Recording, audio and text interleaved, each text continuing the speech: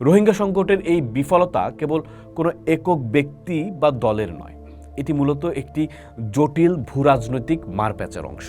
মিয়ানমারের সামরিক জান্তার চরম অনমনীয়তা আমাদের জানা, কিন্তু আন্তর্জাতিক সম্প্রদায়ের ধরি মাছ নাছুই পানি নীতি এবং এই অঞ্চলে চীন ও ভারতের কৌশলগত অবস্থান রোহিঙ্গাদের এক অদৃশ্য কারাগারে বন্দী করে রেখেছে। এই রাষ্ট্রগুলো মানবিকতার চেয়ে নিজেদের কৌশলগত ও ব্যবসায়িক স্বার্থকে বড় করে দেখছে, অথচ আমাদের কূটনৈতিক তৎপরতা সেই উচ্চতায় পৌঁছাতেই পারেনি, যেখানে দাঁড়িয়ে এই শক্তিশালী পক্ষগুলোকে একটি কার্যকরী সমাধানে বাধ্য করা যায়। কক্সবাজারের উখিয়া ও টেকনাফের পাহাড়গুলোতে যখন গোধূলি নামে, তখন ধুলো ও ধোঁয়ার আস্তরণের নিচে চাপা পড়ে থাকে কয়েক লাখ মানুষের দীর্ঘশ্বাস। গত 8টি বছর ধরে এই দৃশ্যপট অপরিবর্তিত। প্রতিটি ঈদের আগে একদল মানুষের চোখে সজল স্বপ্ন ভাসে, হয়তো এবারই শেষ। আগামী ঈদটা হবে নাফ নদীর ওপারে নিজেদের ভিটে মাটিতে। কিন্তু ক্যালেন্ডারের পাতা উল্টায়, ঈদ আসে, ঈদ যায়। রোহিঙ্গাদের জন্য কেবল পারে পলিথিনের ছাউনির নিচে অনিশ্চয়তার আয়ু। গত বছরের স্মৃতিটা অম্লান। রমজানের সেই দিনগুলোতে যখন আন্তর্জাতিক মহলের উচ্চপদস্থ প্রতিনিধিরা বাংলাদেশ সফর করেছিলেন, তখন এক ধরনের আশাবাদের ফানুস ওড়ানো হয়েছিল। বিশেষ করে ডক্টর মুহাম্মদ ইউনূসের মতো বিশ্বখ্যাত ব্যক্তিত্ব যখন জাতিসংঘ মহাসচিবের উপস্থিতিতে রোহিঙ্গাদের সম্মানের সাথে প্রত্যাবাসনের আকাঙ্ক্ষা ব্যক্ত করেছিলেন, তখন 12 লাখ মানুষের মনে এক চিলতে আশার আলো জ্বলে উঠেছিল। বলা হয়েছিল সামনের ঈদ হবে নিজ দেশে। কিন্তু ভূরাজনীতির রূঢ় বাস্তবতা সেই প্রতিশ্রুতিকে কেবল একটি পলিটিক্যাল স্টেটমেন্ট বা রাজনৈতিক স্ট্যান্ডবাজিতে পরিণত করেছে। দিন শেষে ফলাফল সেই শূন্য। রোহিঙ্গা শিবিরের বর্তমান পরিস্থিতি কেবল মানবিক সংকটের মধ্যে সীমাবদ্ধ নেই, এটি এখন একটি গভীর সামাজিক ও নিরাপত্তা সংকটের রূপ নিয়েছে। রেশন কমেছে, পুষ্টিহীনতা বাড়ছে, আর তার সমান্তরালে বাড়ছে অপরাধ। দীর্ঘস্থায়ী অনিশ্চয়তা যখন একটি তরুণ প্রজন্মকে গ্রাস করে, তখন তাদের বিপথে যাওয়া ঠেকানো কঠিন হয়ে পড়ে। তারা আজ কেবল ত্রাণ চায় না, তারা চায় একটি রাজনৈতিক পরিচয় এবং একটি স্থায়ী ঠিকানা।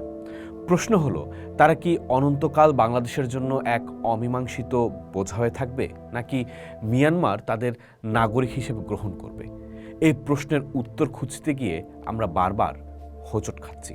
বাংলাদেশে ক্ষমতার পালাবদল ঘটেছে। রাজনৈতিক সরকার থেকে অন্তর্বর্তী সরকার এবং বর্তমানে বিএনপি রাষ্ট্র ক্ষমতায়। কিন্তু রোহিঙ্গা প্রশ্নে কৌশলের কোনো গুণগত পরিবর্তন আমরা লক্ষ্য করছি না। অতীতে বিএনপির শাসনামলেও রোহিঙ্গা সংকটের কোনো টেকসই বা দীর্ঘমেয়াদী রূপরেখা দেখা যায়নি। ফলে ক্ষমতার পরিবর্তন মানেই যে পরিস্থিতির আমূল পরিবর্তন হবে, এমনটা ভাবার কোনো যুক্তিসঙ্গত কারণ আপাতত নেই। প্রশ্ন জাগে, ক্ষমতার কেন্দ্রে যারা আছেন বা যারা আসতে চান, তাদের কাছে কি এই জট খোলার কোনো ম্যাজিক ফর্মুলা বা বাস্তবসম্মত ব্লুপ্রিন্ট আছে, নাকি তারাও কেবল আলোচনার টেবিল আর কূটনৈতিক শিষ্টাচারের গোলকধাঁধায় বন্দী? রোহিঙ্গা সংকটের এই বিফলতা কেবল কোনো একক ব্যক্তি বা দলের নয়, এটি মূলত একটি জটিল ভূরাজনৈতিক মারপ্যাঁচের অংশ। মিয়ানমারের সামরিক জান্তার চরম অনমনীয়তা আমাদের জানা, কিন্তু আন্তর্জাতিক সম্প্রদায়ের ধরি মাছ নাছুই পানি নীতি এবং এই অঞ্চলে চীন ও ভারতের কৌশলগত অবস্থান রোহিঙ্গাদের এক অদৃশ্য কারাগারে বন্দী করে রেখেছে। এই রাষ্ট্রগুলো মানবিকতার চেয়ে নিজেদের কৌশলগত ও ব্যবসায়িক স্বার্থকে বড় করে দেখছে, অথচ আমাদের কূটনৈতিক তৎপরতা সেই উচ্চতায় পৌঁছাতেই পারেনি, যেখানে দাঁড়িয়ে এই শক্তিশালী পক্ষগুলোকে একটি কার্যকরী সমাধানে বাধ্য করা যায়। সবচেয়ে বিস্ময়কর হলো আমাদের সুশীল সমাজের ভূমিকা। দীর্ঘকাল ধরে তারা টেলিভিশনের টকশোতে বা সেমিনারে রাষ্ট্রের নীতি নির্ধারণী ভুলভ্রান্তি নিয়ে সমালোচনা ঝড় তুলেছেন। তাদের অনেকেই অন্তর্বর্তীকালীন সরকারের সময় গুরুত্বপূর্ণ নীতি নির্ধারণী অবস্থানেও ছিলেন। সমালোচক থেকে যখন তারা নীতি নির্ধারক হলেন, তখন প্রত্যাশা ছিল একটি সাহসী ও দিশারি রোহিঙ্গা নীতি। কিন্তু পরিতাপের বিষয়, সেই জবাবদিহিতা আর স্বচ্ছতার গালভরা বুলি ক্ষমতার অলিন্দে হারিয়ে গেছে। তারা কি পেরেছেন আন্তর্জাতিক পরিমণ্ডলে বাংলাদেশের অবস্থানকে এমন এক দর কষাকষির জায়গায় নিয়ে যেতে, যেখানে মিয়ানমার পিছু হটতে বাধ্য হয়? খুব সম্ভবত না। আসলে রোহিঙ্গা ইস্যুটি বাংলাদেশের রাজনৈতিক সংস্কৃতিতে একটি সুবিধাজনক হাতিয়ার হিসেবে ব্যবহৃত হয়ে আসছে। ক্ষমতার বাইরে থাকলে এক ধরনের উচ্চকণ্ঠ, আর ক্ষমতায় গেলে সেই চিরচেনা আমলাতান্ত্রিক স্থবিরতা। রাজনৈতিক দলগুলোর কাছে এই বিশাল জনগোষ্ঠী অনেক সময় কেবলই জনতুষ্টির রাজনীতির অনুষঙ্গ। সংকটের মূলে গিয়ে যে নির্মোহ মূল্যায়ন এবং দীর্ঘমেয়াদী রোডম্যাপ থাকা দরকার ছিল, তার অভাব আজও প্রকট। আমরা যদি সত্যি সমাধান চাই, তবে আবেগ সরিয়ে আমাদের বাস্তববাদী হতে হবে।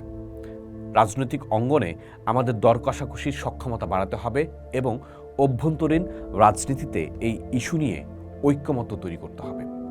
বাগাড়ম্বরের বৃত্ত ভেঙে যদি নীতি নির্ধারকরা কিছুটা দায়বদ্ধতা অনুভব করেন, তবে রোহিঙ্গাদের জন্য প্রতিটি ঈদ হবে এক একটি বিষাদময় মহড়া।